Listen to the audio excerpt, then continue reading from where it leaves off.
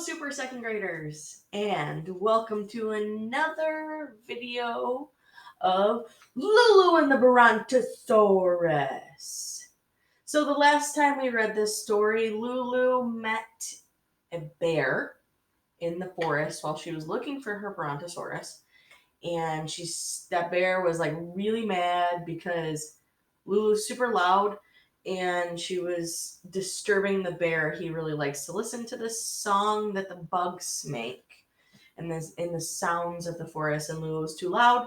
So he got mad, but then Lulu, of course, stomped on his foot really hard and just like made him even more mad. So there we go. And now we're on chapter 8. Lulu is now in the deepest, darkest, quietest part of the forest. It was getting quite late, and she was getting quite tired. She took her sleeping bag out of her suitcase, spread it on the ground, and lay down to sleep. But before she slept, she sang her song once more. I'm gonna get a Brontosaurus for a pet. I'm gonna get a Brontosaurus for a pet. Actually, she never even got to sing the last line because before she could do it, she was sleeping.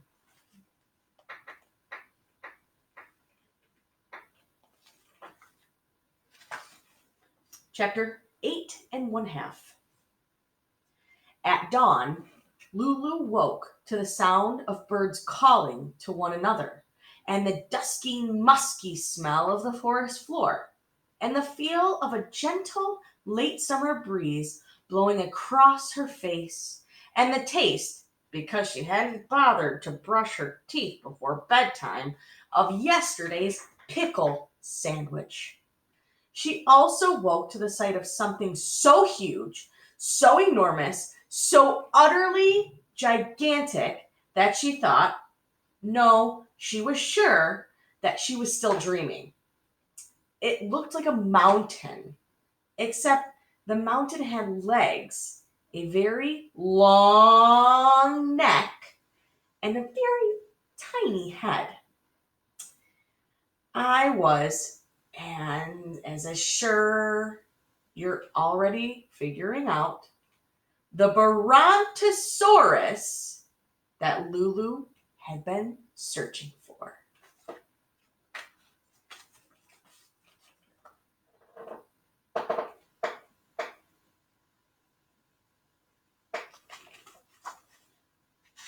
Chapter 9. Lulu closed, then opened, then closed, then opened her eyes again, and decided she wasn't dreaming after all. She quickly climbed out of her sleeping bag and announced to the Brontosaurus, "It's my birthday today, and just in time I found you." "No, I found you," the Brontosaurus told Lulu, "and I'd like to wish you a very happy birthday." "Oh, it will be very happy," said Lulu to the Brontosaurus, "because you," she patted his ankle, because his ankle was as high as she could reach, "you are the pet I'm getting for my birthday."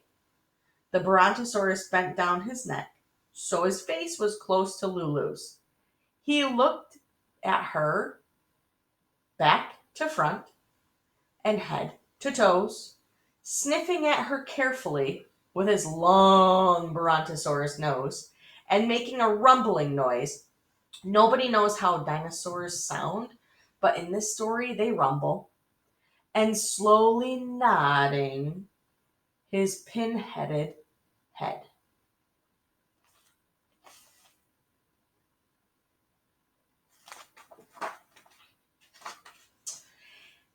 "A pet," he said to Lulu after he nodded for a while, "is a very good thing."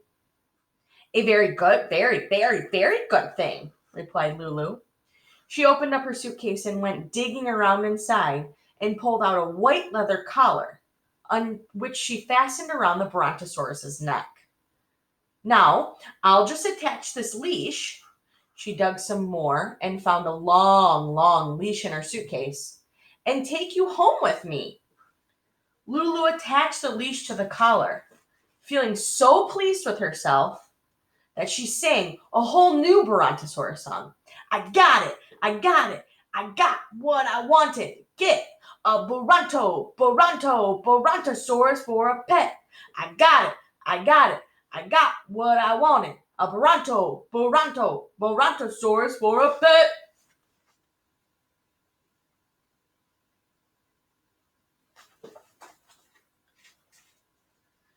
She would have kept feeling pleased with herself, except now the Brontosaurus was shaking his head.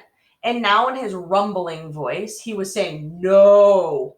And he was shaking no and shaking his head till the collar and leash flew off. No, he said, I do not wish to be your pet. Lulu, remember, hated hearing no. She really, really hated hearing no. So she screeched till all the birds fled from the trees. And then she threw herself down on the forest floor. And then she started kicking her heels and waving her arms.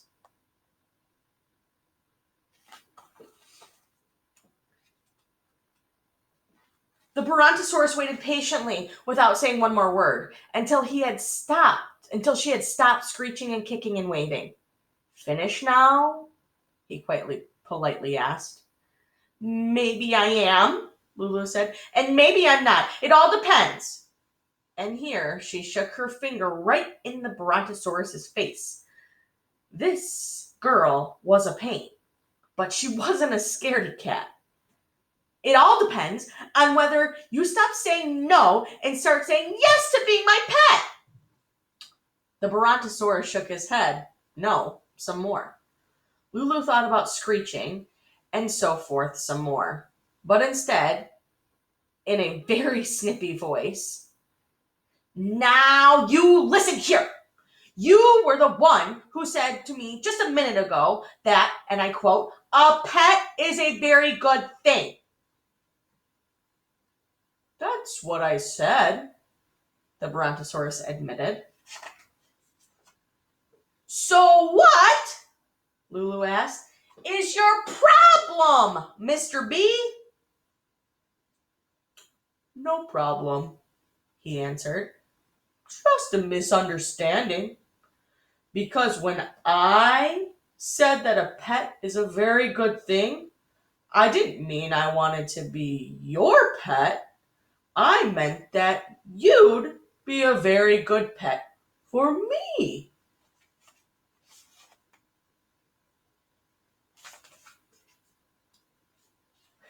And that is the end of that chapter. Ooh, that was a good chapter.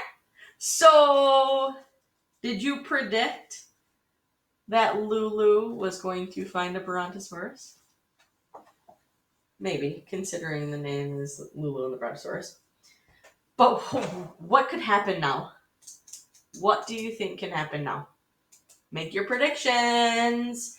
And I'll see you next time.